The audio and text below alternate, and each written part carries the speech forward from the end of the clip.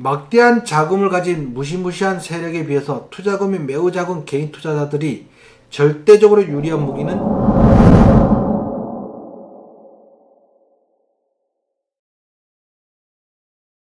안녕하세요. 증권유레카 김영웅 대표입니다.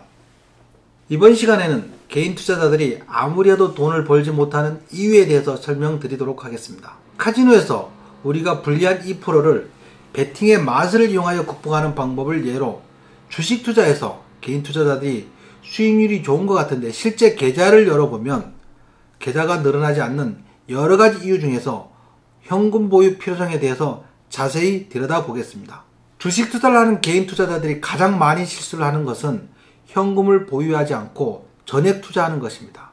하지만 주식 투자에서 이기려면 항상 일정 수준의 현금 보유가 필요합니다. 이것이 왜 필요한지에 대해서 자세히 살펴보도록 하겠습니다.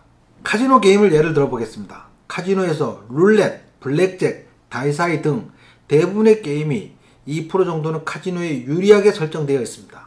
즉 시간이 흐를수록 카지노가 돈을 따게 되어 있다는 의미입니다. 대부분의 게임은 베팅액의 상한과 하한이 정해져 있습니다.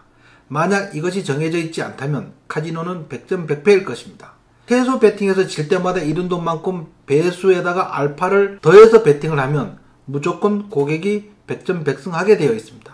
이것을 방지하기 위해서 미니멈 베팅액 1만원에서 맥시멈 베팅액 30만원까지 상한과 하한이 정해져 있습니다. 물론 마카오 카지노에서는 미니멈 베팅 10달러, 맥시멈 베팅 300달러로 정해져 있습니다. 카지노에서 룰렛 게임을 예를 들겠습니다. 룰렛 게임에서 확률이 낮은 숫자 맞추기가 아닌 홀짝 또는 붉은색과 흑색을 맞추는 2분의 1 확률에만 베팅을 합니다. 0이 있어서 불리한 2%를 베팅 조절을 통해 극복하는 방법에 대해서 자세히 설명해 드리겠습니다. 처음에는 무조건 최소 베팅액 1만원을 베팅합니다. 따면 다시 1만원을 베팅합니다. 1이면 다음 베팅은 처음에 잃은 만원과 만원을 얹어서 2만원을 베팅합니다. 물론 따면 다시 만원부터 베팅을 하게 되는 거고, 만약에 또 잃게 되면 처음에 만원, 두 번째 2만원 합쳐서 3만원에 만원을 얹어서 4만원을 베팅합니다. 만약 여기서도 잃는다면 그동안 잃은 7만원에 만원을 얹어서 8만원을 베팅합니다. 이렇게 확률이 49%인 게임에서도 6번의 기회를 가질 수 있습니다. 물론 확률이 거의 50%라도 6번 모두 짝수만 나올 수도 있고 홀수만 나올 수도 있습니다. 하지만 그 확률은 매우 희박합니다. 연속으로 6번 이상 틀릴 확률은 작지만 혹시 6번 연속으로 잃으면 그날 게임은 끝내야겠죠. 왜? 맥시멈 30만원 베팅이기 때문입니다. 카지노에서 불리한 것을 베팅을 통해 극복하였듯이 주식 투자에서도 비중을 통하여 수익을 극대화해 보도록 하겠습니다. 개인 투자자들은 수익만 기대하고 손실은 무시하는 경향이 있습니다. 투자자 3명이 각각 1억씩 들고 투자를 한다고 가정합니다. 한 명은 1억원 전액 투자, 또 한 명은 현금 2천만원을 남겨놓고 80%인 8천만원만 투자하고, 또 한 명은 1억원에서 신용 1억원을 더해서 2억원을 투자를 합니다. 그런데 한 번은 100% 수익이 나고 또 한 번은 50% 손실을 난다고 가정을 합니다. 전액 투자한 분은 1억원에서 100% 수익이니까 2억원이 되었습니다. 그 다음에 50% 손실이니까 1억원 남아서 본전이 되었습니다.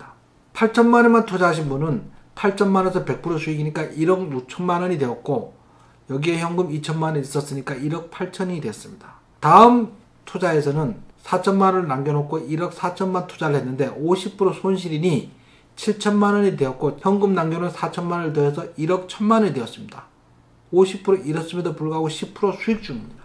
1억원에서 신용 1억원을 더해서 2억을 투자한 사람은 100% 수익이 났으니 4억이 되었습니다. 1억원 갚았으니까 3억이 되었겠죠. 그러면 원금 대비 2억원을 번 겁니다. 근데 다음번에 3억에서 신용 3억을 더해서 6억을 투자했는데 50% 손실이 나면 3억이 되었습니다. 하지만 신용 3억원을 갖고 나면 0원이 됩니다.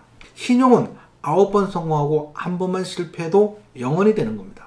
한 번은 100% 수익, 두 번째는 50% 손실이면 산술적으로는 수익률이 훨씬 더 높지만 실제로는 현금 80%만 투자한 사람만 유일하게 10% 수익이었습니다.